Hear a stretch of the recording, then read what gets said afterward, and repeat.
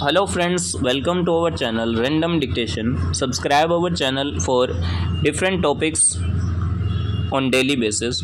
So be ready for the dictation. Ready.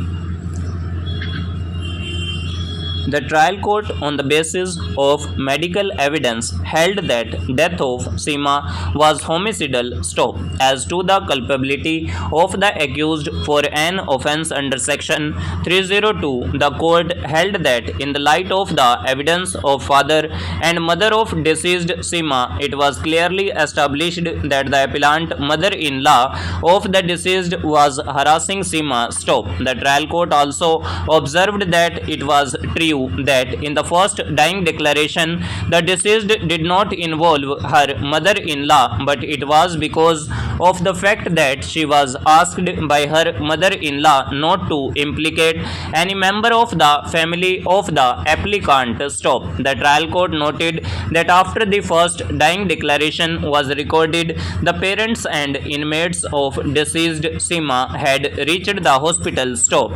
The deceased could get courage to state true facts, and again the special judicial magistrate was called and the second dying declaration was recorded in which she disclosed true and correct facts. Stop para.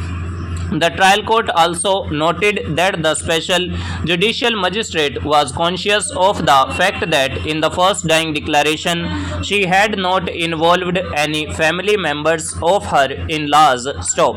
A specific question was therefore put by him as to the reason why she had done so, and the deceased had replied that it was because of her mother-in-law who asked the deceased to do so. Stop. The trial court therefore held the conduct of deceased Seema as natural and the second dying declaration reliable, which could be treated as basis for holding the appellant guilty. Stop. The trial court also observed that from the evidence of PW2, father of the deceased, and PW3, mother of the deceased, it was proved that Seema was ill-treated by her in-laws and particularly the appellant mother-in-law. Stop. The court also observed that PW5 had no axe to grind against the appellant. Stop. PW5 stated that on being questioned, Seema stated that she was burnt by her mother-in-law by throwing burning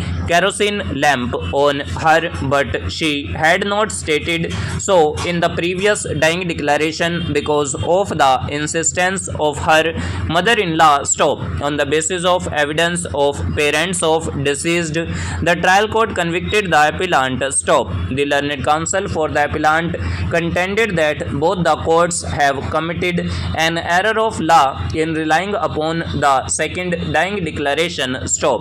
It was contended that the first dying declaration was correct and the deceased had stated true facts in the said declaration. Stop. It was also stated that after parents of the deceased had come to the hospital, they had persuaded the deceased to involve and implicate the appellant, and that is how the second dying declaration was recorded, which could not have been relied upon, and no motive was established by the prosecution. Stop. It was therefore submitted that the appeal deserves to be allowed by setting aside the order passed by the trial court and confirmed by the High Court. Stop.